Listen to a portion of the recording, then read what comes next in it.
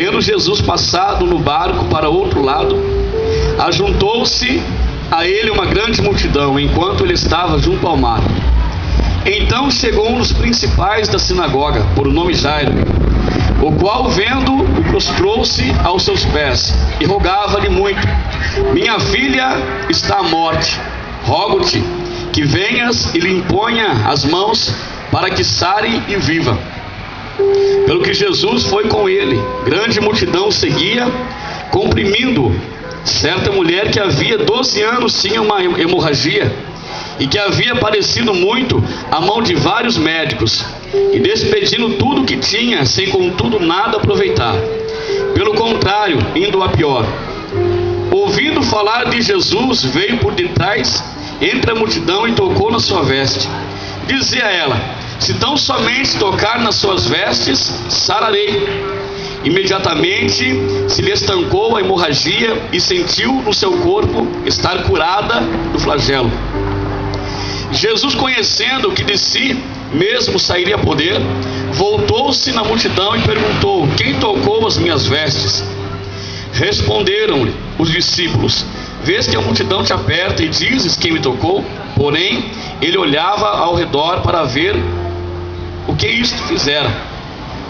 Então a mulher, que sabia o que lhe tinha acontecido, temendo e tremendo, aproximou-se, prostrou-se diante dele e declarou-lhe toda a verdade. Ele disse: filha, a tua fé te salvou, vai em paz e ser curado deste mal. Estando ele ainda falando, chegaram alguns da casa do principal da sinagoga, a quem disseram: a tua filha está morta, por que incomodas o mestre?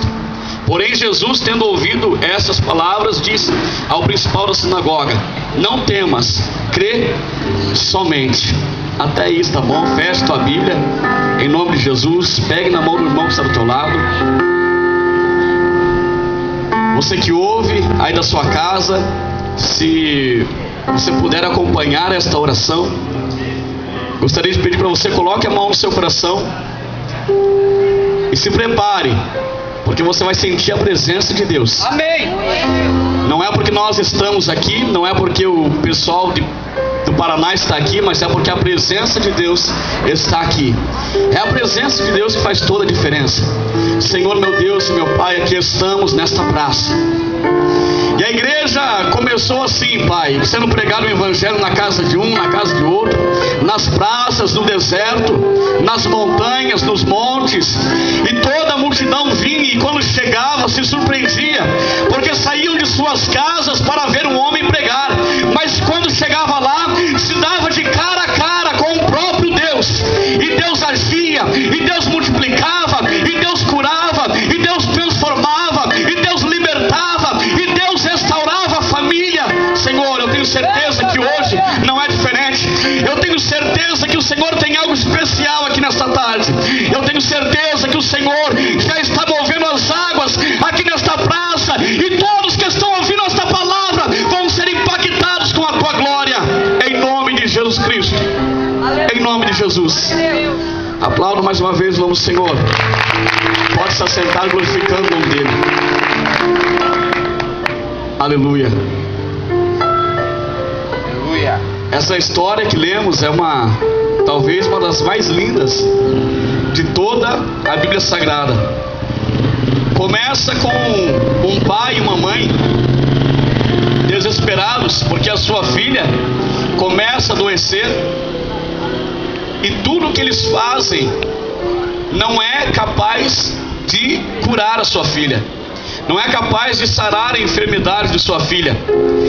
E seu pai e sua mãe, esse homem, esta mulher, começa a dar remédio, e começa, eu quero que você imagine isso, começa a medir a temperatura da menina, e a temperatura dela subindo, e nada os remédios podiam fazer. Ela estava cada vez mais piorando, e Jairo começou a ficar preocupado, Jairo começou a ficar desiludido, achando que realmente a sua filha iria morrer. Tanto que quando ele chega a Jesus, ele diz: minha filha está moribunda, a minha filha está quase morrendo. E Jairo começa a ficar preocupado, aquela mulher começa a ficar desesperada, mas de repente alguém escuta pela janela alguém apregoando uma palavra, uma vindo aí, o homem de Nazaré está chegando aí, o Galileu está vindo aí, e por onde ele passa, o milagre acontece. Aonde esse tal de Jesus passa, alguém é curado. Aonde esse tal de Jesus chega, algo diferente acontece. E Jairo começa a ouvir aquela mensagem, e a mãe da menina começa a ouvir aquela mensagem, e Jairo começa a encher o seu coração de volta de esperança, dizendo: eu preciso ir até onde esse homem está, eu preciso ir até onde Jesus está, talvez ele possa fazer alguma coisa pela minha filha. E parece ser tão natural, parece ser tão comum simplesmente sair de casa e chegar até Jesus, mas para Jairo não era tão fácil assim. Na verdade, para Jairo era bem complicado, porque Jairo não era qualquer um. Jairo era um dos principais da sinagoga. Jairo estava todo dia na sinagoga ensinando aquele povo que havia um Deus. E por mais que o evangelho que Jairo defendia, por mais que a religião que Jairo defendia não estava lá aquelas coisas, ele tinha uma lei, ele tinha uma regra. E o primeiro mandamento desse estatuto, desta lei, dizia: não terás outros deuses diante de mim. Jairo, ele conhecia uma fé e defendia uma fé, que Deus é o único digno de ser adorado, que Deus é o dono, que existe apenas um libertador, que existe apenas um abençoador, que existe um único dono da igreja. E era este Deus que Jairo pregava, era este Deus que Jairo ensinava.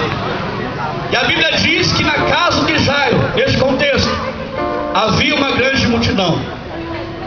E não era uma multidão comum também.